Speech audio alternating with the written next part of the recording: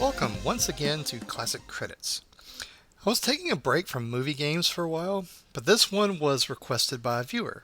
I was going to do it at some point, so why not now? A game based on Star Wars Episode 5 for Classic Credits Episode 5. No arcade gamer in the 80s is not aware of the awesomeness of the Star Wars arcade game, which was developed in 1983 by Atari. It came in two types of cabinets, a stand-up and a sit-down cockpit style. It has a great flight yoke style controller that still feels like the only real way to play that game properly. Most people don't know that there is a sequel released to Star Wars in 1985, The Empire Strikes Back. But wait, wasn't there a sequel in 1984?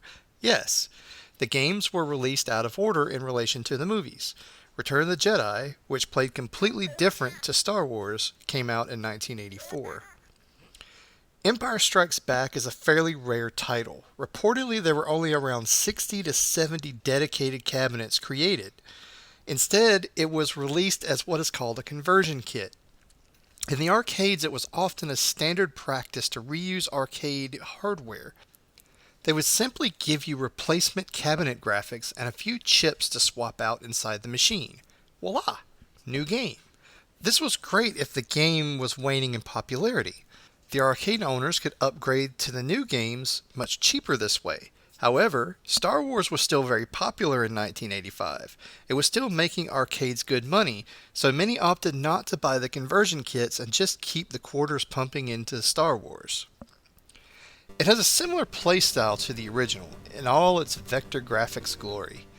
You start out as Luke on Hoth, blasting Imperial probe droids in your speeder.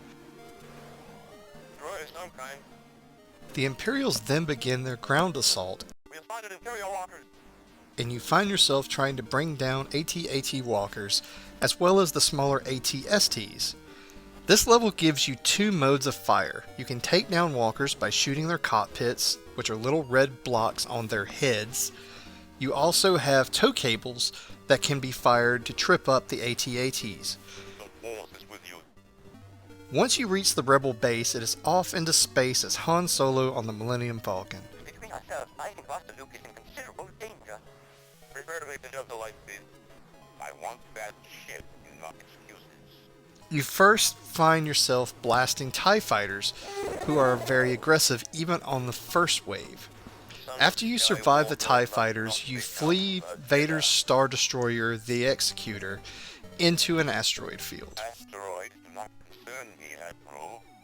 Your only goal here is to not get hit. No firing necessary. Empire Strikes Back was a technical improvement over the previous game, but the game just didn't feel as good. It is still a great game, but what I mean are things like the levels. In Empire, the levels just get subsequently harder, but in that sort of an artificial sense, by just speeding everything up. In Star Wars, it didn't give you access to all the levels right away, and the levels would get additional challenges the first few times that you played through them. You felt that there was some sort of progression to it. Also, there was no moment like this.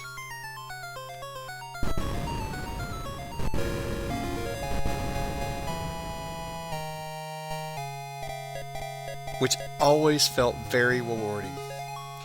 Empire Strikes Back also had an impressive amount of digitized speech. They used samples straight out of the movies to try and bring players into the game's Star Wars experience. The Force is with you. General, prepare your troops for a surface attack.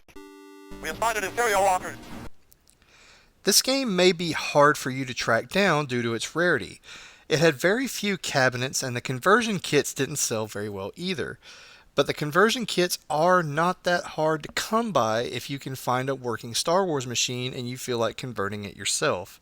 There's even a dual mode conversion kit that lets you switch back and forth between both games. Why didn't they think of that in 1985? Maybe they would have sold more conversion kits. There's only one home version of this game that I know of. It was an unlockable extra in Factor 5's Rogue Squadron 3 Rebel Strike in 2003 for the Nintendo GameCube.